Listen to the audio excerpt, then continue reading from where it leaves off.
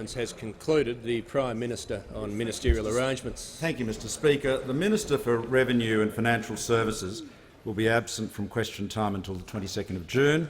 She'll be represented in question time today by the Minister for Social Services and by the Treasurer for the remainder of her leave. Questions without notice. The Leader of the Opposition. Thanks, Mr Speaker. My question's to the Prime Minister. Why is the Prime Minister choosing in tonight's budget to cut $22 billion from schools to pay for tax cuts for millionaires and big business? Members on my right. The Prime Minister has the call. Thank you, Mr Speaker. Mr Speaker, the government has announced that we are committed to nationally consistent, fair, needs-based funding for all Australian schools. That's what we're doing. And, you know, we have the endorsement of David Gonski. Yes, who gives a Gonski? We are delivering Gonski's model. We are delivering needs-based funding, fair funding, right across the board to ensure that all Australian students get a fair chance to get ahead. And of course, now, with one of his characteristic backflips, the Leader of the Opposition now wants to denounce it. And yet we have identified, Mr Speaker, on in excess of 75 occasions, he was certainly sticking to the script on this occasion, so over 75 occasions he has said fundamentally that needs-based funding will give our children across Australia the best start in life. He said that again and again and again and again, and again. And what he did instead, he did not give a Gonski. He delivered 27 conflicting deals which gave Australian children totally different levels of Commonwealth government support depending on what system they are in, what state they are in, whether there was an independent school or a systemic school, a complete schmozzle, impossible to understand. So what have we done? We are delivering a uniform, fair, consistent system, as recommended by David Gonski 6 years ago. And we are committing an additional $18 billion over 10 years, and, most importantly at all, David Gonski will chair a second review, Gonski 2.0, to review to achieve educational excellence in Australia, because we know that while the money is important, it is critically vital that we ensure that we raise the educational standards that we're achieving in our schools. We know there's been more funding going into schools. Results have been declining relative to comparable countries. That is something we are committed to reverse.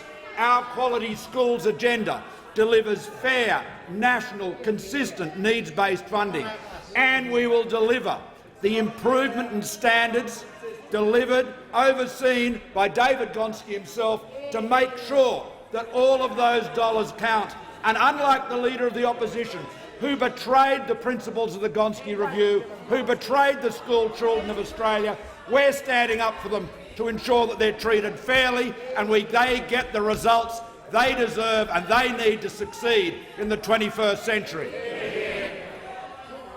The member for Fairfax. Thank you, Mr Speaker. And my question is also to the Prime Minister.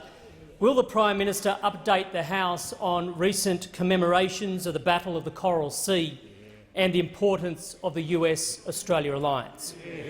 The Prime Minister has the call. Thank you, Mr Speaker. I thank the honourable member for his question. Mr Speaker, 75 years ago, the Japanese advance seemed utterly unstoppable.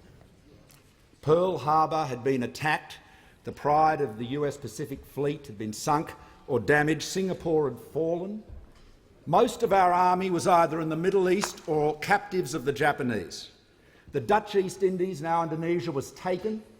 The north coast of New Guinea was taken. And Japan's next inexorable advance was to seize Port Moresby and from there cut Australia off from the United States and take us out of the war. They were dark times. Menzies described that time as the hinge of fate. And so it was. brave Australian and American sailors and aviators went into battle in the Coral Sea 75 years ago, and they turned back that invasion force. They saved Australia in those dark days of 1942, and we have commemorated their heroism and their service in the last few weeks. In Townsville, where I was a week ago, and in New York just a few days ago. With President Trump, we acknowledge the service of those brave Australian and American sailors who were there, Mr Speaker, in their 90s. They turned the tide of war when they were teenagers. One of them, Norm Tame, on the HMAS Australia, said the Japanese torpedo bombers flew so close he could have hit one with a spud. They were so brave, at the very edge of the abyss of being cut off from the United States, taken out of the war. It set up the victory at Midway. They succeeded in taking out, sinking one Japanese carrier, disabling two others, at heavy losses on the Allied side. The USS Lexington was sunk, an oiler was sunk, a destroyer Sims was sunk. Over 600 Australian and Americans were killed in that battle, but they turned the tide of war. And it reminded, Mr Speaker, everyone there on the Intrepid, as it reminds everyone today, of the absolute solidarity between the United States and Australia in freedom's cause. From nearly 100 years ago in the mud of Hamel, when Australians and Americans first went into battle together, led by John Monash, to the waters of the Coral Sea, to the sands of the Middle East, where I was at Anzac Day, thanking our troops for their service, we stand side by side with the Americans, our allies, in freedom's cause, as we always have. And Mr Speaker, on the Intrepid in New York last week, Australians and Americans, leaders of our nations, veterans, servicemen and women, recognised and honoured the service of those who saved our nation 75 years ago, just as we honoured the service of those who defend our freedoms in uniform today. The Leader of the Opposition on indulgence. Thank you, and I acknowledge the Prime Minister's remarks there and would like to associate the opposition with the anniversary of the Coral Sea battle 75 years ago. 1942 was a year of significant anniversaries for us now, 75 years on. Singapore had fallen. Australian troops were captured in Rabaul and the islands there. Australian troops were hurriedly being sent to defend Port Moresby. Darwin had been bombed. It was a very grim time. Indeed, our troops in Timor had been stranded, and we should acknowledge and remember the sacrifice of the Timorese people who supported our troops there. But the Battle of the Coral Sea was the first occasion at sea where the Japanese Navy was defeated. There is no doubt that the Japanese imperial forces planned to envelop Papua New Guinea, with the possibility then of invading the Australian homeland. It was the first time in our history up to that point, and indeed ever since, that Australia itself was threatened. I had the opportunity to commemorate Anzac Day at Bamana, which holds 3,000 Australian graves. It's one of the largest Commonwealth war graves of Australian soldiers.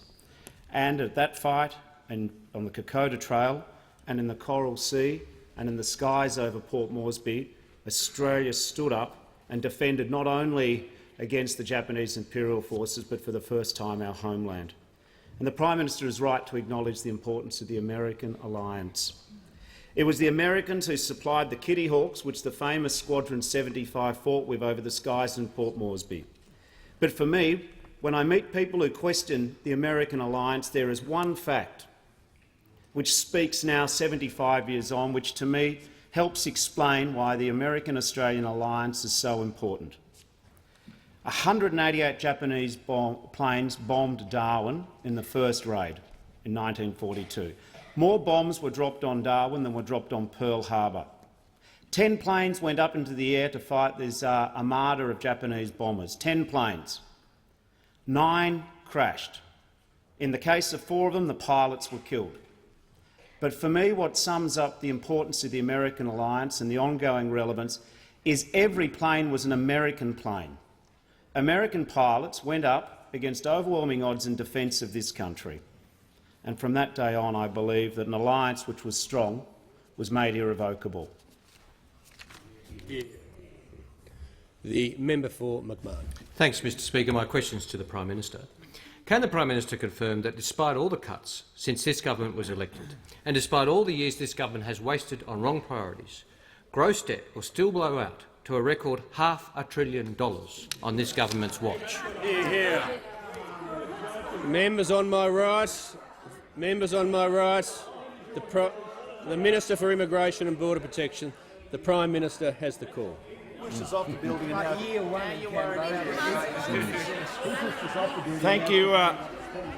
you, Mr Speaker. Mr Speaker, the honourable member went to the last election promising $16 billion greater deficits. That was his policy. He went to the last election promising higher deficits and more debt. The Labor Party has opposed again and again our efforts to bring the budget back into balance. Again and again, they left us with a massive deficit, they left us with a structural deficit, and now they stand in the way of budget repair, reckless to the consequence of their waste in office. Mr Speaker, one of my colleagues observed that the honourable member should win a prize for chutzpah with that question. He really should. Never have I seen somebody so responsible for so much debt stand up and suggest that we are doing anything other than bringing it down, inching it down. We have brought this budget back into a form where it is under control, and honourable members will see at 7:30 tonight, when the Treasurer presents the budget, they will see further progress as we deliver the fairness, the security and the opportunity, as we demonstrate that we will live within our means and not fling, as Labor did, a mountain of debt on the shoulders of our children and grandchildren. The member for Hughes has the call. My question is to the Prime Minister. Will the Prime Minister update the House on how the government's policies are delivering opportunity, security and fairness, so that all Australians benefit from economic growth, including in my electorate of Hughes? The Prime Minister has the call. Thank you. I thank the honourable member for his question. Mr Speaker, every policy of my government, every measure is driving stronger economic growth, without which we cannot achieve the rise in incomes, the new opportunities, the environment where businesses can prosper, where Australian families can get ahead and realise their dreams. Now, we know that although we have benefited in Australia from a record run of economic growth, 26 years, not all Australians have benefited equally from that. Many households, many families are doing it tough under the weight of cost of living pressures, from rising energy costs to childcare. And that's why we are taking the important steps to ease those cost of living pressures. Our energy policies are delivering affordable and reliable power. We're securing Australia's domestic gas supply. It was under the Labor Party, Mr Speaker, that those measures were taken and to export gas from the East Coast, which have had the consequence, coupled with ideological policies, especially in the state of Victoria, which has meant that we have a shortage of gas on the East Coast. Tens of thousands of Australians could lose their jobs, so we intervened, and under the domestic gas security mechanism, Australians can be confident that there will be adequate domestic gas supplies, essential for keeping prices down. On electricity, we've instructed the ACCC to scrutinise retail electricity prices to ensure that Australians are getting a fair deal, and by making markets and trading in the gas market transparent, also that will deliver fairer and more accessible gas supplies for Australian industry. We're making renewables reliable by investing in pumped hydro. The Snowy Hydro 2.0 will increase the size of the Snowy Mountains scheme by 50%, the biggest addition to pumped hydro storage in our nation's history, and it will make, as I said, Mr Speaker, renewables reliable. Now, you'd think that the opposition would welcome all of these measures, but, Mr Speaker, what they have done is persist with energy policies that are all ideology, no engineering, no economics. They have pursued the policies that caused the blackouts in South Australia and have created an enormous renewable resource there, capable of supplying all of the state's electricity at one moment and then none at the next, connected by nothing more than an extension cord to the Latrobe Valley. Mr Speaker, Labor has failed on energy. They have failed on energy like they failed on childcare. They have failed to protect Australian families from rising cost of living pressures. We are protecting them. We're delivering them the growth that they deserve and their children deserve. And the member for Sydney. Thank you, Mr Speaker. My question is to the Prime Minister. I refer to a report from the ABC where the principal of St Clair Public High School in Western Sydney says the government has, and I quote, wiped out the funding increases his school would receive under Labor's education funding plan. The principal says the funding for his school will be cut by $300,000 in the next year alone, and he'll have to cut literacy and numeracy programs. He says, and I quote, every school in New South Wales that would have received that money will now receive less under what the government has promised. What does the Prime Minister say to the principal of... Members on my right, the Prime Minister has the call. Not only has the Deputy Leader of the Opposition failed to promise to put back the money that was never there, this $22 billion, never ever funded, no way of paying for it, no way of pay. It was a promise that mocked Australian schools. It mocked Australian schools and it mocked that principle. What we're delivering is $18.6 billion of additional funding over the next decade. The schools that the honourable member referred to are receiving increasing funding. Not only that, Mr Speaker, it is needs-based, it's fair, it's consistent, and something that will come as a big shock to the Deputy Leader of the Opposition and her leader. It is transparent. It is transparent. Parents can see exactly what their schools will receive in additional Commonwealth funding. They can see it. No secret deals, no 27 deals, the details of which are never revealed. A simple principle. Member for Sydney. A simple principle. National, fair, consistent, needs-based funding, as David Gonski recommended in 2011. And we will fund 20% of the schooling resource standard for government schools and 80% for non-government schools. Again, all set out, available now so parents can see. That's the big difference. Labor talks about needs-based funding but does 27 special deals. We are delivering a national, consistent, fair, needs-based, transparent system. And the schools the honourable member refers to in Western Sydney, they are beneficiaries of that, as their principals, their teachers and their parents and students can see when they consult the application on the education website. Transparent, fair, needs-based, consistent, exactly as David Gonski recommended, which is why he has endorsed our plan. He's endorsed it because he knows it's fair, it's needs-based, it's consistent and it's national, right across, does not discriminate between systems. It's exactly what he recommended, and honourable members opposite should stop fooling people about their imaginary funding promise and support a fair model recommended by David Gonski. If members could just resume their seats for a second, I'd just like to inform the House we have present in the gallery this afternoon the former member for Hasluck, Mr Stuart Henry. Welcome back again on behalf of all members. And it's the independence question. I call the member for Kennedy.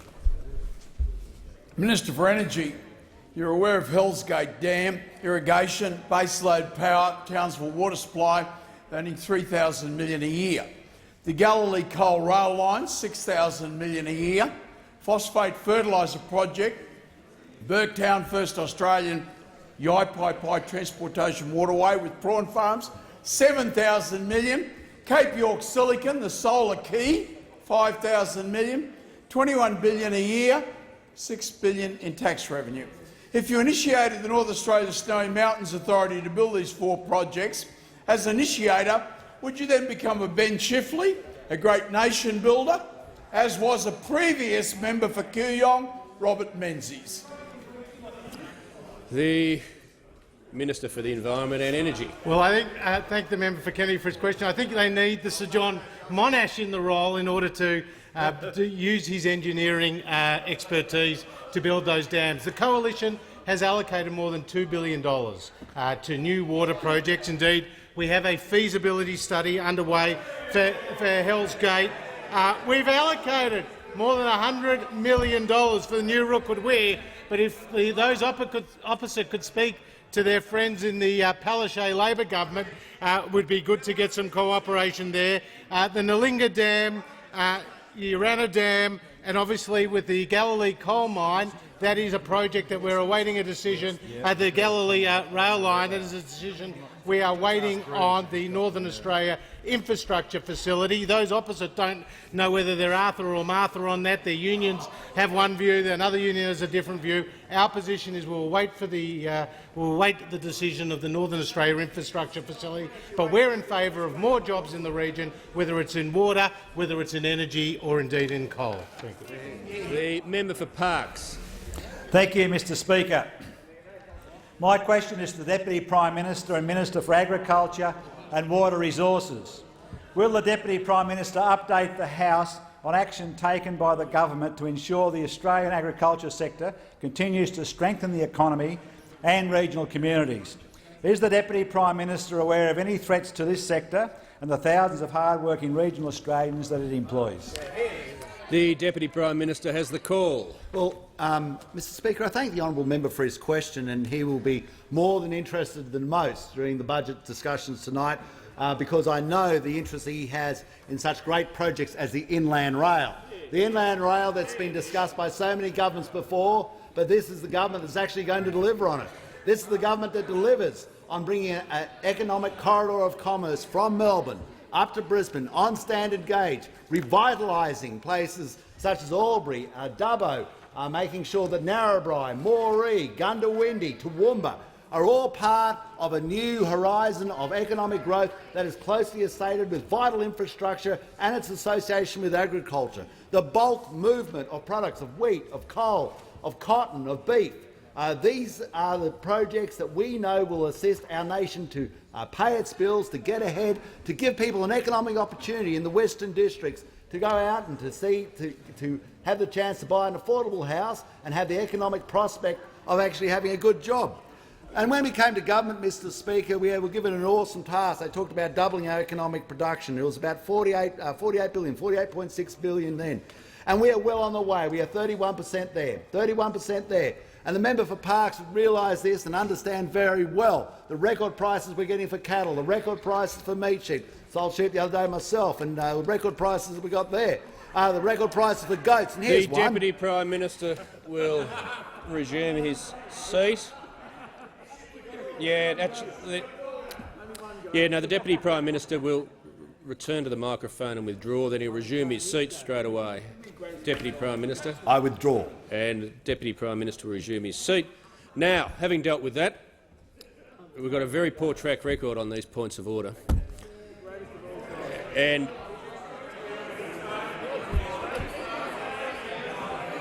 members on my right, member for Hunter, again, this is like rewinding the tape. You haven't got the call yet. The member for Hunter on a point of order. If it's a frivolous point of order, he knows the consequences. It's a very serious point of order on relevance, Mr Speaker. The Deputy Prime Minister was not asked for a list of commodity prices. He was asked what action is the government taking.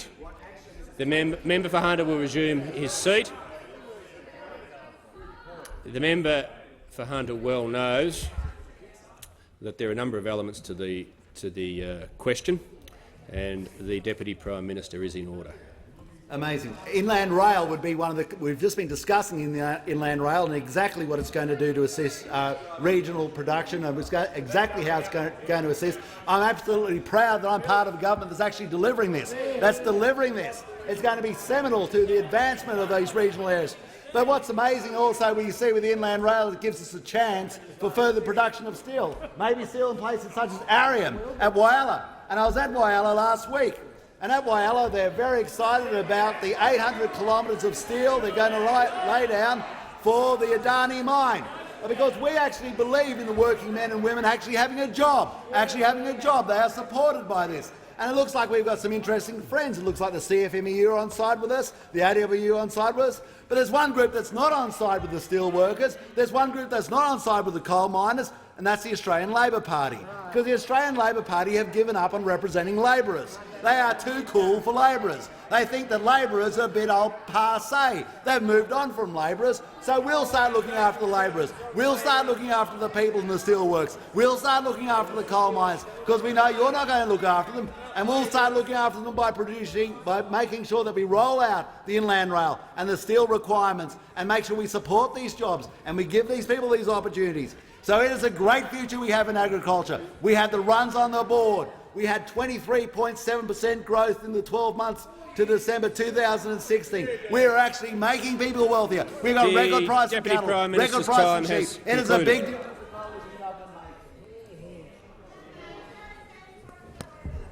The member for Sydney. Thank you, Mr Speaker. My question is to the Prime Minister. Why did the Prime Minister in his last answer refer to funding as, and I quote, consistent, when his own briefing document reads, in relation to the funding standard, that it is, I quote, misleading to say a consistent share? The Prime Minister has the call.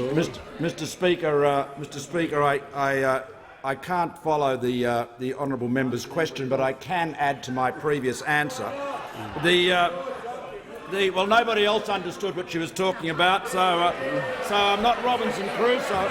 But Mr Speaker, members on my right. Mr Speaker, the honourable member mentioned St Clair High School in New South Wales.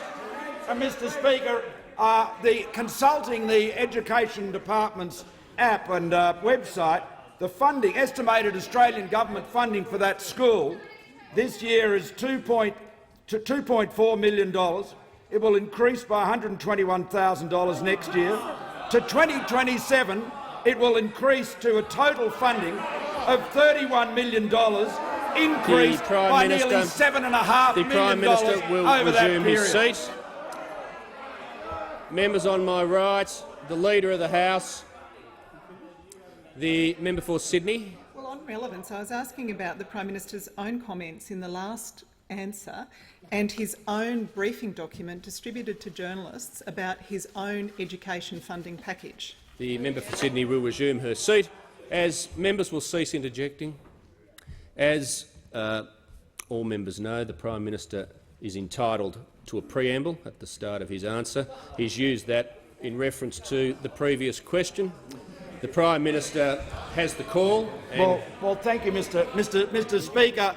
The government's funding model is as recommended by David Gonski. It is the Gonski model. And the model is that government schools are funded based on the schooling resource standard. Non-government schools are funded on the schooling resource standard adjusted by the community's capacity to pay, as estimated through the SES data, which has been used, as honourable members know, for the best part of 20 years for that purpose.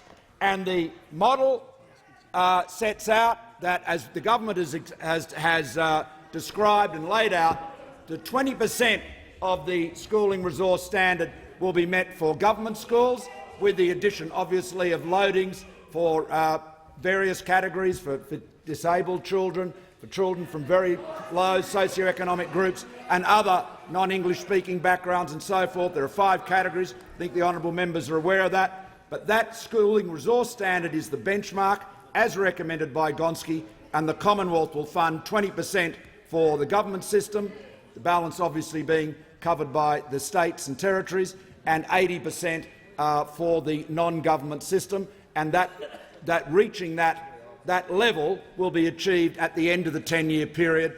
That is the commitment, so it is thoroughly consistent across non-government schools and across government schools. The member for Canning. Thanks, Mr Speaker. I have an intelligible question for the Minister for Foreign Affairs. The member for Canning will come straight to his question. Will the Minister update the House on how the government is ensuring the safety of Australians, both at home and abroad? The Minister for Foreign Affairs.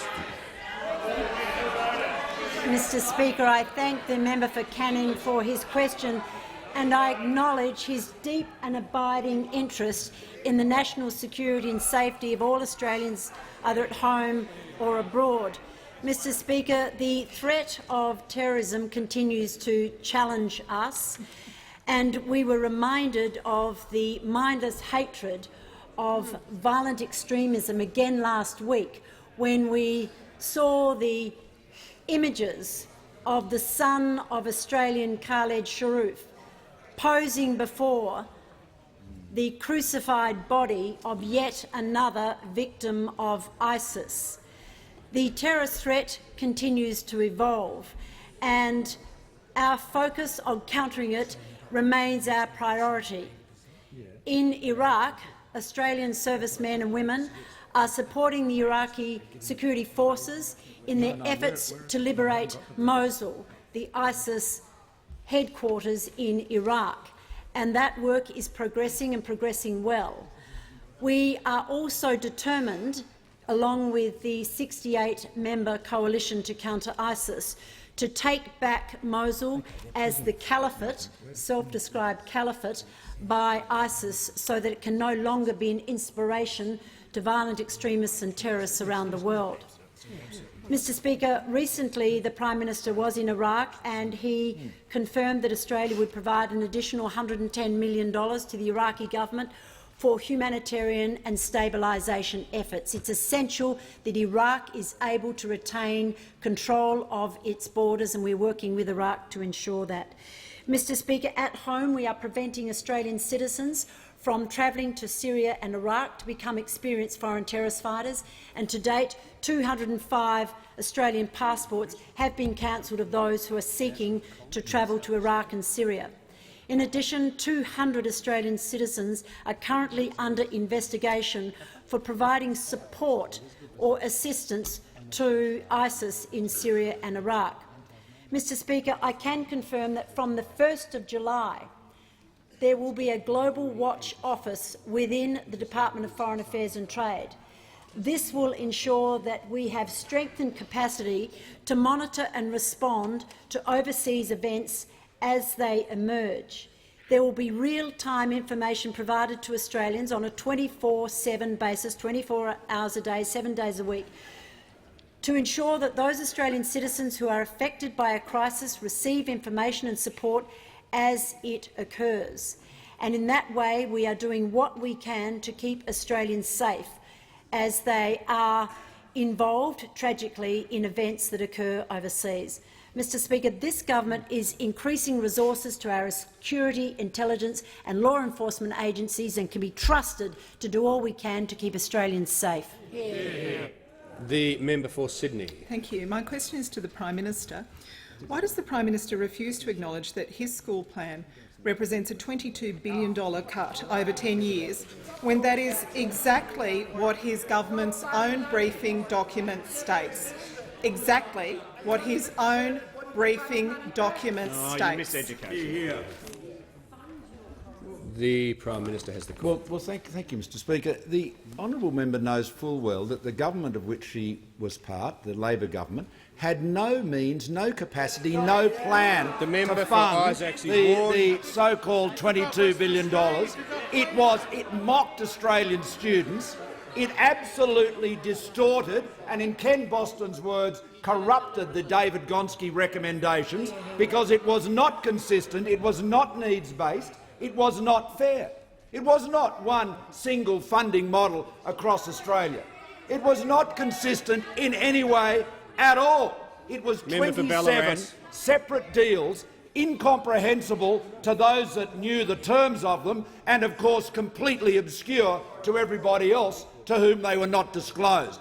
The reality is the Labor Party betrayed the principles of the review David Gonski shared. They betrayed Australian students, they betrayed equity, and they betrayed their alleged commitment to needs-based funding. The honourable member knows full well that their schools policy was all about politics and nothing about students. She stood up a moment ago and raised a school, St Clair High School, which over the decade will receive $7.5 million of additional funding under our plan. Now, that is a commitment, Mr Speaker. What we've demonstrated is that you can have an affordable, consistent, national, needs-based school funding model which recognises the different responsibility of the federal government to the non-government sector, where we are the majority funder, as opposed to the government sector, where we're the minority funder. It recognises those. It's fair, it's transparent, it is needs-based, it's consistent and it's national, and honourable members opposite should support it. The member for Brisbane. Thank you, Mr Speaker. My question is to the Minister for Defence Industry. Will the minister update the House on the government's National Defence Industry project that guarantees the future security of the nation and supports our economic prosperity? How does this compare with other approaches? The Minister for Defence Industry. Thank you, Mr Speaker, and I thank the member for Brisbane for his question. And I can tell the member for Brisbane, Mr Speaker, that just last month I cut steel on the first of the 54 vessels that this government is committed to building in Australia. 54 vessels. Well, may the Labor Party laugh, Mr Speaker, because in the 6 years that they are in government, in the 6 years that Labor was in government, they commissioned not one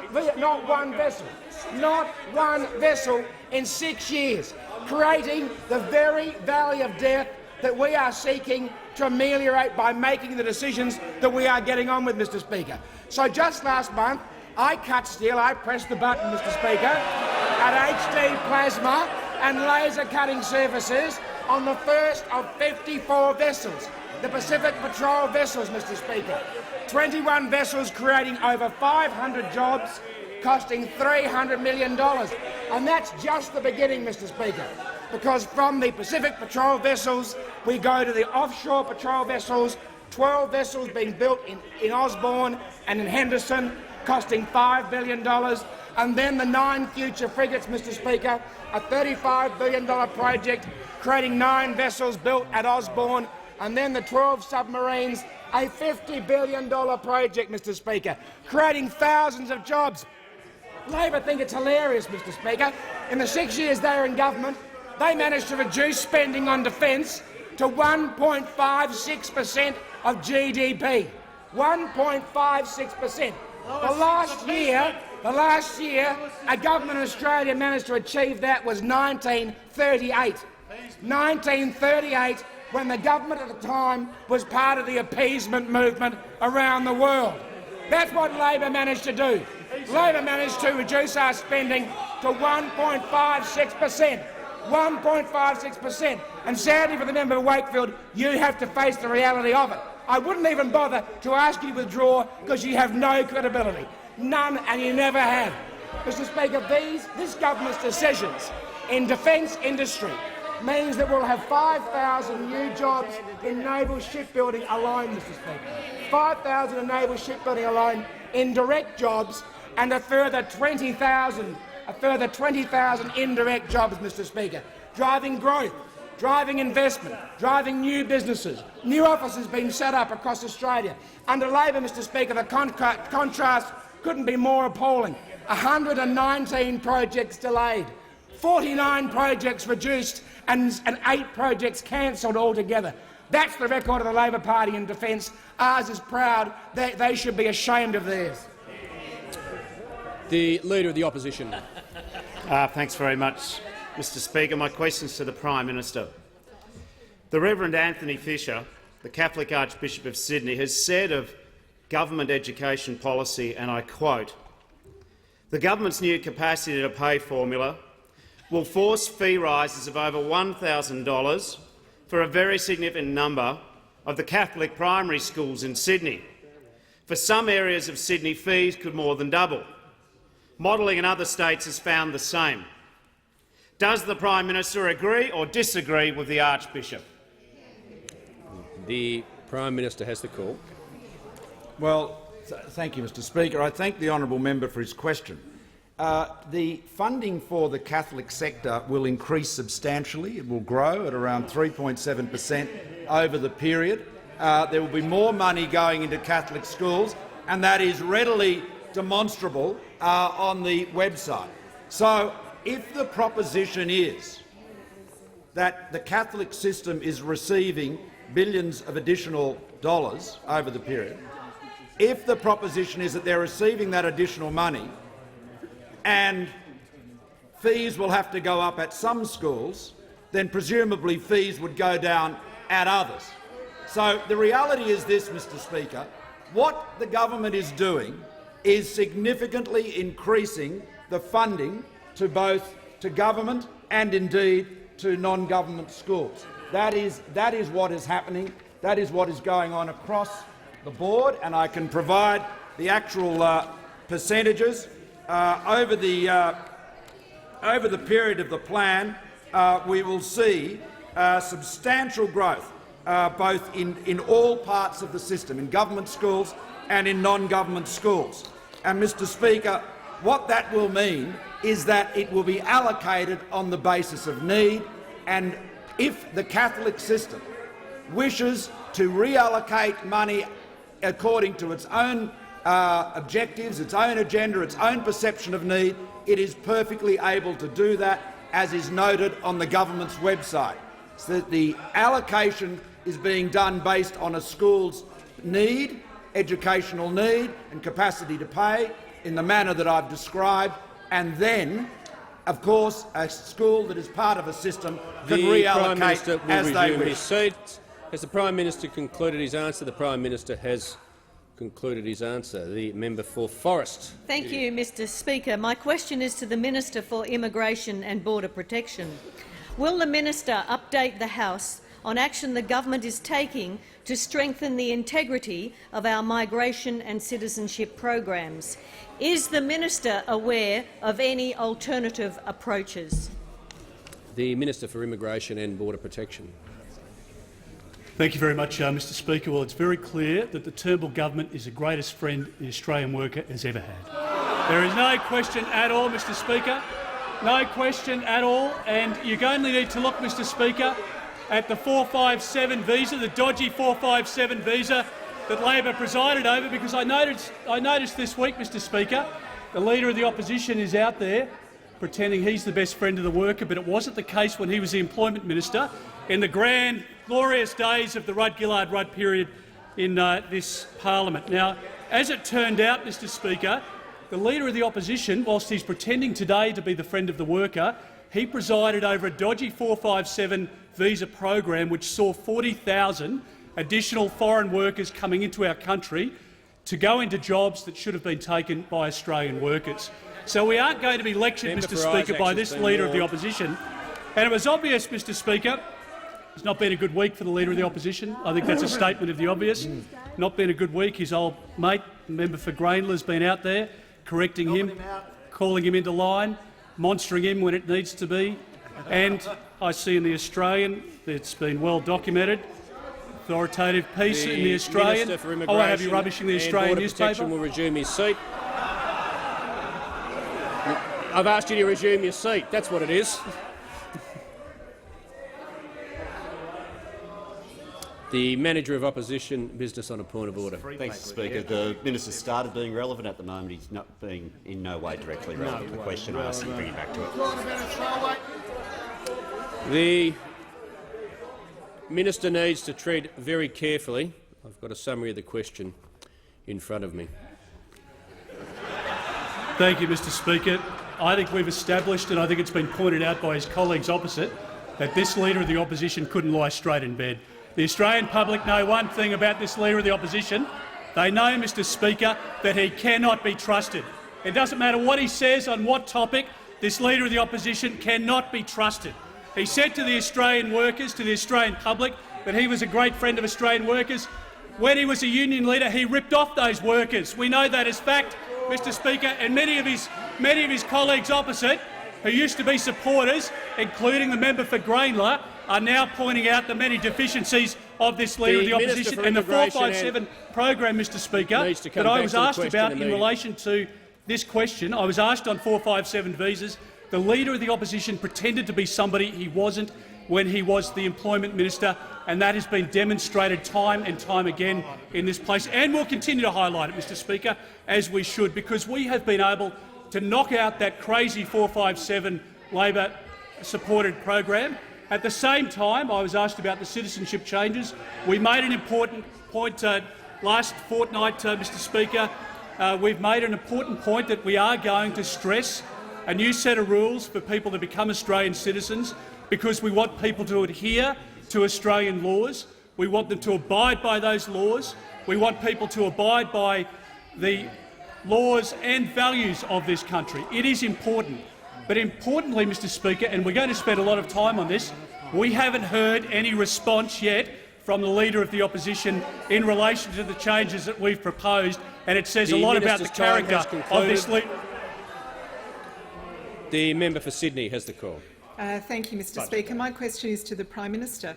Isn't it true that because of this Prime Minister's $22 billion of cuts to schools, only 1 in 7 public schools will reach their schooling resource standard within the next decade? The Deputy Prime Minister will cease interjecting. Members will cease interjecting. The Leader of the House.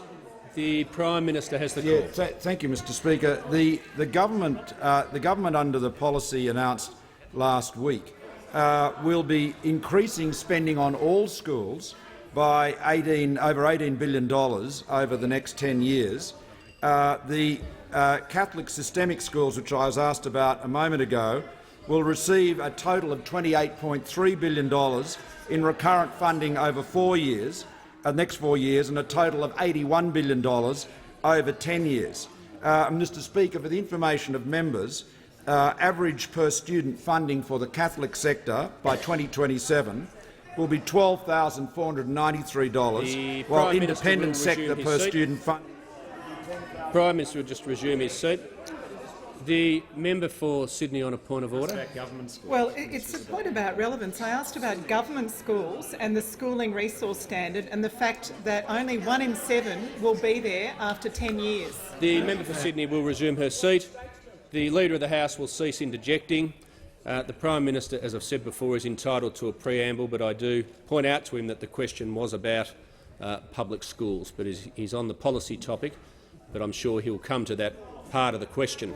The Prime Minister has the call. Well, thank you, Mr Speaker. The honourable member's inquiry is presumably about the federal government's funding of government schools, and if that is the case, then Mr Speaker, by 2027, the Commonwealth will be funding government schools to 20% of the funding standard. That's the schooling resource standard, reflecting our role as the Commonwealth as the minority public funder of government schools. The member for Chisholm. Thank you, Mr Speaker. My question is to the Minister for the Environment and Energy, representing the Minister for Education and Training. Will the Minister advise the House how the government's wide-ranging education reforms will deliver choice, fairness and opportunity for students and families? Is the Minister aware of any alternative approaches? The Minister for the Environment and Energy, representing the Minister for Education. And I thank the member for Chisholm for her question and note her deep commitment to ensuring better school funding for the 40 schools in her electorate. Indeed, I had the great pleasure to visit Kunang Secondary College with her last year to see where she got a rock-star welcome, Mr Speaker, knowing how strongly she defends the schools in her electorate. Now, education is absolutely critical to our future prosperity, to our future harmony, Mr Speaker, and that is why it is the first defence of the nation. Now, in our school funding reforms that we have announced, we will be supporting students on the basis of need. We will be giving them, for the first time, the real Gonski need-based funding, Mr Speaker. We'll be ending the 27 special and secret deals that the Labor Party cut. We will be ensuring $18.6 billion worth of new funding over the coming decade, Mr Speaker. This will include an announcement tonight of an additional $2.2 billion in tonight's budget, a 75% increase in school funding over the next decade. And we've also tasked David Gonski to do an inquiry into ensuring how we get better results. How do we get more excellence for the money that we spend, building on the reforms that we already have underway to get better parental engagement, better school autonomy, Mr Speaker, better work around phonics and literacy and reading skills, Mr Speaker. And that is why our reforms have been welcomed from everyone from the Primary Principals Association to the independent schools to the Australian Council of State School Organisations to the Grattan Institute, Mr Speaker.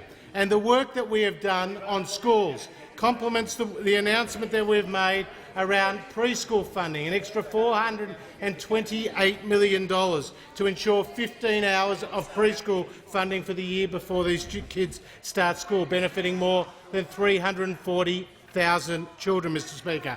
And of course the higher ed reforms. There won't be any full-fee deregulation. There won't be a 20% cut to universities, and we will ensure a world-class loan program, Mr Speaker. Back in 1942, the founder of our party, Sir Robert Menzies, in a Forgotten People's address, said, but over every score should be written in gold. Here we deal with our future, Mr Speaker, and today our school reforms, our reforms to preschool education, higher ed reforms will ensure greater excellence, a more sustainable future and a fairer system for education for all. The member for Grindler. Good to finish on a little bit of Menzies. Bring it home. Thanks, Mr Speaker. My question is addressed to the Prime Minister. Why is the government creating an infrastructure financing unit in his own Department of Prime Minister and Cabinet and sidelining the independent Infrastructure Australia? Members on both sides. The Leader of the House. The Prime Minister has the call. Thank you very much. And I thank the honourable member for his question. And I was just noting the number of schools in his electorate that are going to see substantial increases in funding over the next decade. And I'd hoped he was going to ask me about that. But, Mr Speaker, the infrastructure financing unit addresses a different task to Infrastructure Australia.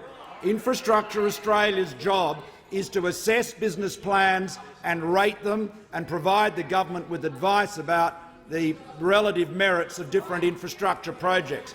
The Infrastructure Financing Unit is designed to ensure that we get the maximum benefit from the taxpayers' investment, that we can ensure that we leverage every dollar we can of taxpayers' money to ensure that we get the most infrastructure, the most rail, the most road, the most urban amenity, the most benefits for regional communities, the most regional rail, the best outcomes, and that requires a more creative approach to government financing that we've seen in the past, which has been limited essentially, as the honourable member knows very well, it's been limited in large part to simply making grants and being an ATM. Now, we've got to do better than that. In these times, we need to make the taxpayers' dollar work harder and go further, and that's what the Infrastructure Financing Unit is doing. The member for Fisher. My question is to the Minister for Justice and Minister assisting the Prime Minister for Counter-terrorism. Will the minister update the House on action taken by the government to ensure that the Australian Federal Police have the necessary capabilities to tackle emerging threats such as serious and organised crime and terrorism? And are there any alternatives to this approach? The Minister for Justice.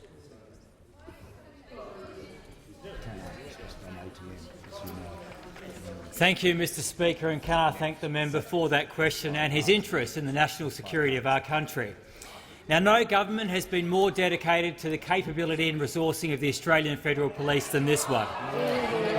We've invested $1.5 billion to combat terrorism, $116 million for the National Anti-Gang Squad, $128 million for the Serious Financial Crime Task Force and $180 million for the physical protection of the Australian Federal Police, the officers who protect us. And yesterday, on top of this funding, we announced a $321.4 million increase in the AFP's domestic capability.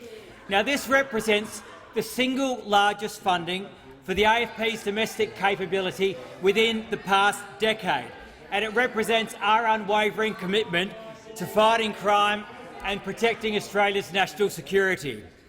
Now, we know that the criminal threats facing Australia are becoming more complex, and the Australian Federal Police requires specialist capability and specialist personnel to effectively respond. Now, this funding that we announced yesterday will provide an extra 100 intelligence experts, over 100 tactical response and covert surveillance specialists, and almost 100 forensic specialists to advance our fight against crime and terrorism. Specifically, this will equip the AFP with specialist response capabilities, including negotiators, tactical response officers, bomb squad technicians and canine resources capable of detecting drugs, cash and explosives. It will also equip the AFP with extra covert physical and technical capabilities, which include surveillance teams, online investigators, online operations members and police technical functions. Finally, it will give them extra forensics and intelligence capabilities, including digital forensics, crime scene investigators, firearms specialists, biometric experts, forensic intelligence analysts and operational intelligence professionals. This will allow the Australian Federal Police to fast-track criminal investigations, lock up criminals sooner and target specific crime types, including terrorism and the organised criminal gangs that peddle in the misery of drugs. Now, I've been asked by the member about alternative policies. This record investment that we announced yesterday is in stark contrast to the 6 years of the Labor government between 2007 and 2013. During that time, they systematically stripped funding, capability and personnel from our law enforcement community. And let me just go through the record. The Australian Federal Police, $250 million cut from the Australian Federal Police and almost 100 personnel. $22 million cut from the Australian Crime Commission, a third slashed from their personnel. Only the coalition government protects Australia's national security. Only the coalition government funds the Australian Federal Police. The minister's time has concluded. The member for Hotham.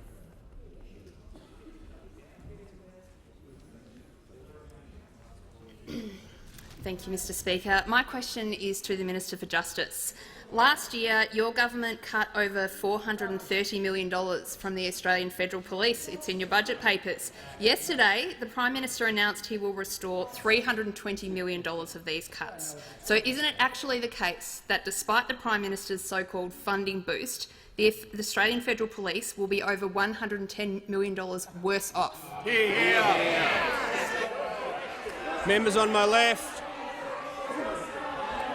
Members will cease interjecting. The Minister for Justice has the call.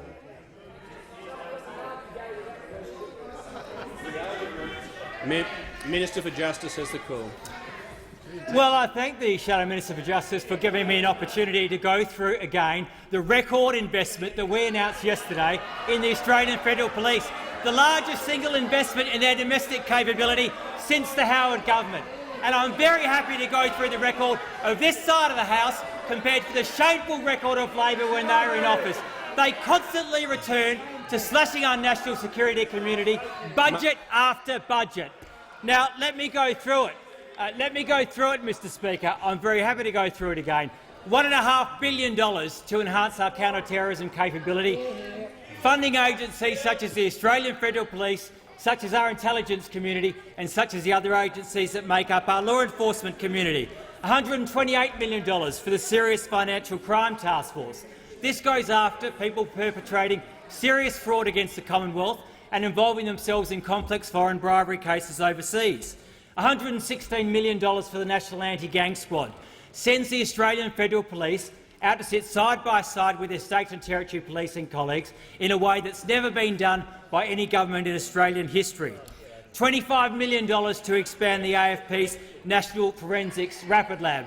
This gives them the ability to detect drug importations, large drug importations coming into the country. $21 million to extend the Trade Union Royal Commission Task Force, going after corrupt union officials. $15 million to support the Fraud and Anti-Corruption Centre, and $180 million to give the Australian Federal Police Office the personal physical protection that they need within an environment where they are targets for terrorists. Now, again, I'm happy to contrast our record with the record of the Labor Party when they were in government. Labor's cuts to federal law enforcement left Australians vulnerable. That's why we saw things like the importation of 220 Glock pistols into a post.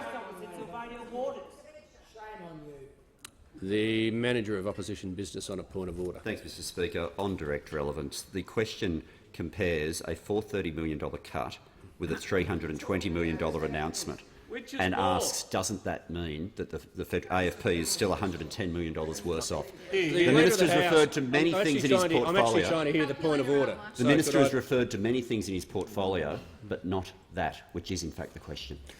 The Minister.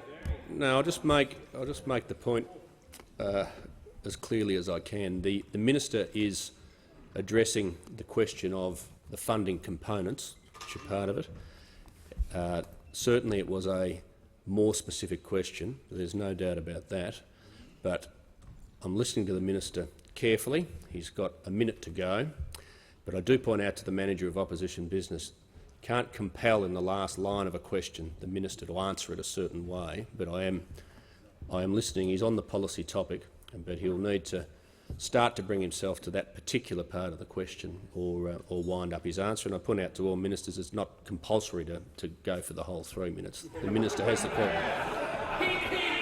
The Minister has the call.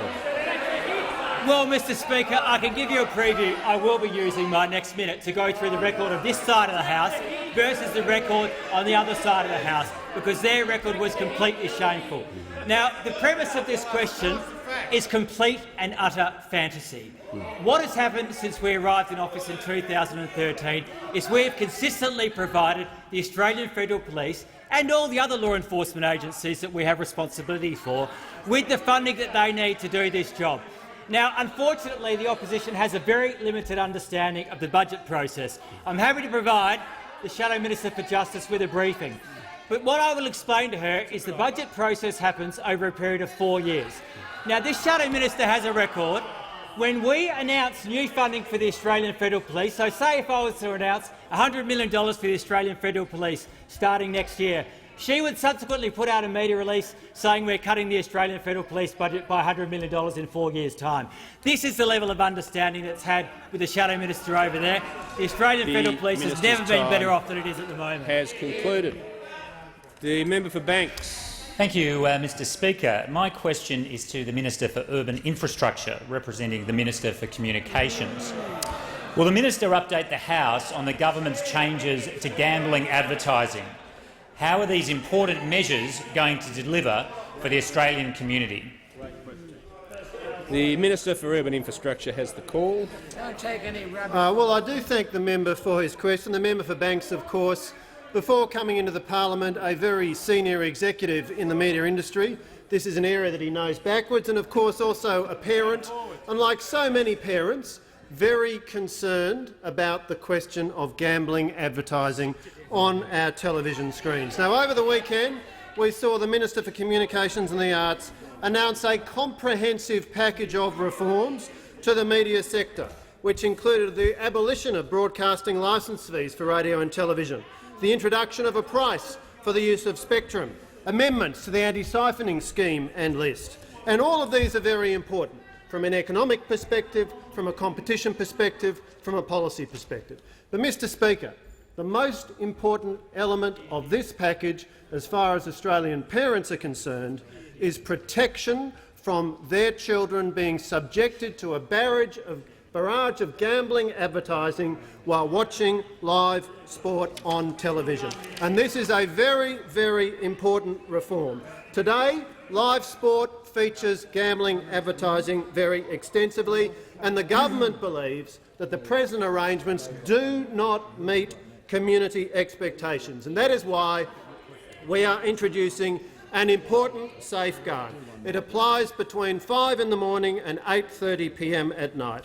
And during that time, all gambling advertising and promotions are prohibited from 5 minutes before the scheduled start of play of a live sporting event until 5 minutes after conclusion of play. That will come into force from March 2018. It will apply to commercial television, commercial radio, subscription television, SBS and online services directed to Australia. And it is a measure which will provide a clear and practical safe zone for children watching live sport on television. It will apply to all broadcasting of gambling promotions, including advertising, including in-program promotion of betting markets and odds, and including sponsorship announcements.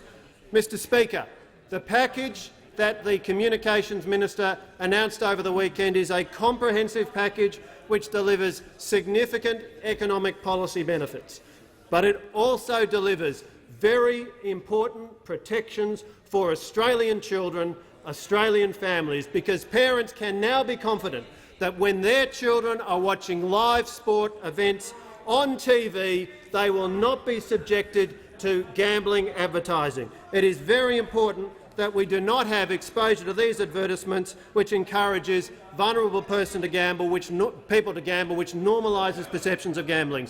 An important reform, an important social dividend from this package of reform.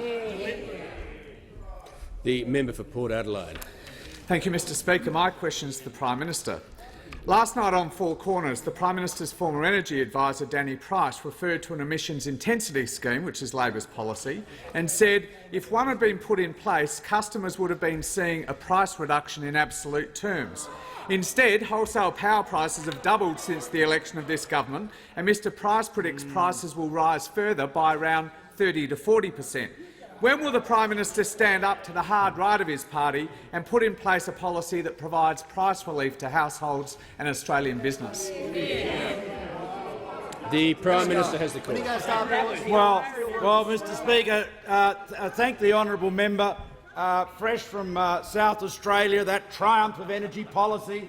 You know, sort of you got 100% of your electricity from wind farms 1 minute and then zero.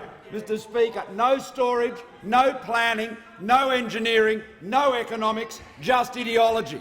And the reality is, Mr Speaker, that the failure of Labor governments to develop our gas resources on the east coast of Australia, in particular on the state of Victoria, where you have, in many respects, the largest demand for gas for industry, the largest resource, and yet a government that is determined not to allow access. 40 years of gas under the ground in Victoria, and politics stops it coming out.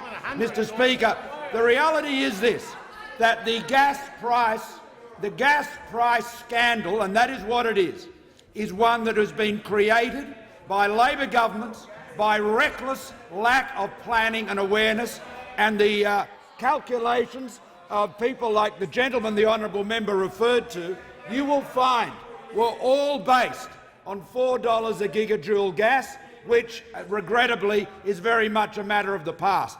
Now, we are tackling that problem.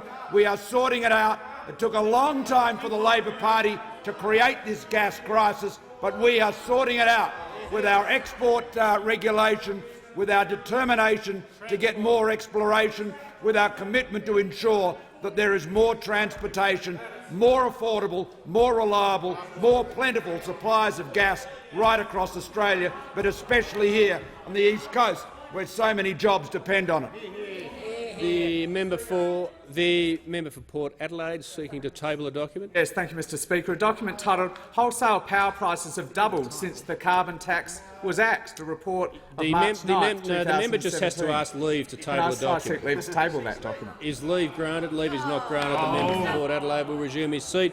And the member for Boothby has the call. Thank you, Mr Speaker. My question is to the Minister for Veterans Affairs. Will the minister inform the House how the government is enhancing services and support for veterans and their families? The Minister for Veterans Affairs.